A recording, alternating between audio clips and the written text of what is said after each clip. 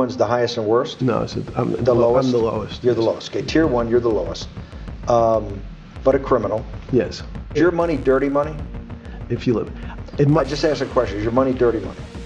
ከማንኛውም ሰው በላይ ከገንዘብ ከስልጣንና ከወንጀል ሴራ ጋር ሳይያያዝ ስሙ የማይነሳው በአሜሪካ ሆነ በዓለም ዙሪያ ሁሉ የምድሪቱን ሀብታም ታዋቂ እና ባለስልጣን ያነካካ በታሪክ ውስጥ ትልቁ የወንጀል ምርመራ ርዕስና ትኩረት የሆነው አንድ ሰው ጄፍሪ ኤፕስቲን ይባላል።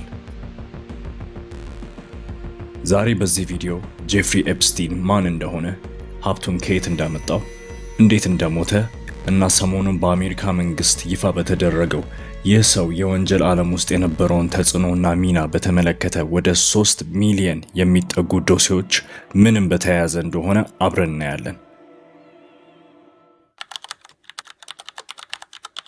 ጄፍሪ ኤፕስቲን የተወለደው እንደ ፈረንጆች አቆጣጠር በ1953 ሲሆን ብሩክሊን በሚባል ኒውዮርክ ውስጥ በሚገኝ ቦታ ነው።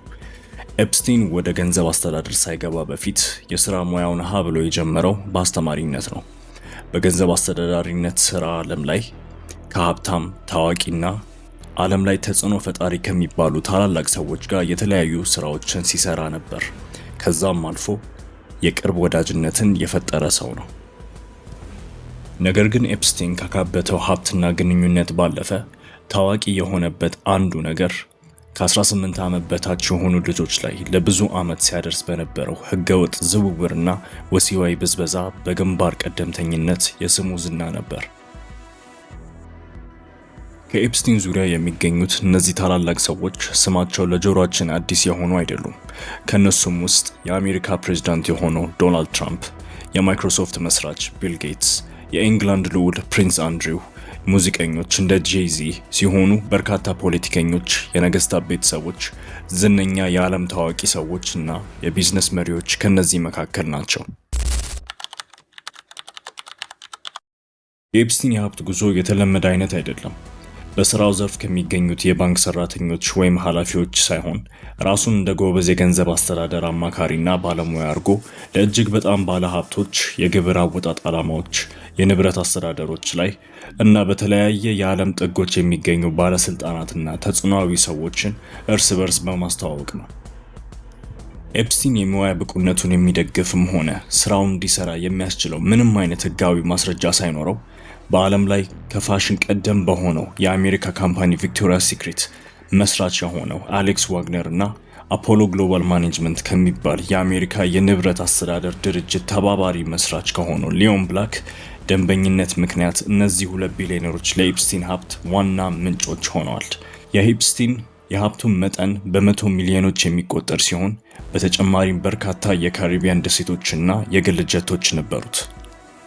የኤፕስቲን ውድቀት የጀመረው ከ18 ዓመት በታች የነበሩ ልጆች በህገወጥ መንገድ በማዘዋወርና ባደረሰባቸው ወሲባዊ ጥቃት በደረሰበት ክስ ሲሆን፣ ነገር ግን በ2008 በፍሎሪዳ ስቴት ውስጥ ከአቃቢ ህግ ጋር ወይም ደግሞ ከከሳሽ ጋር በመስማማት ቅጣቱ በሚያንስ ወንጀል ጥፋተኝነቱን አምኖ ከዕድሜ ልክ እስራት ይልቅ የ13 ወራት ብቻ ቅጣት እንዲቀበል፣ እሱንም በአብዛኛው የእስር ላይ ሳይሆን በስራ ፈቃድ እንዲወጣ የተፈቀደለት ፍትህን ለማምለጥ ችሏል።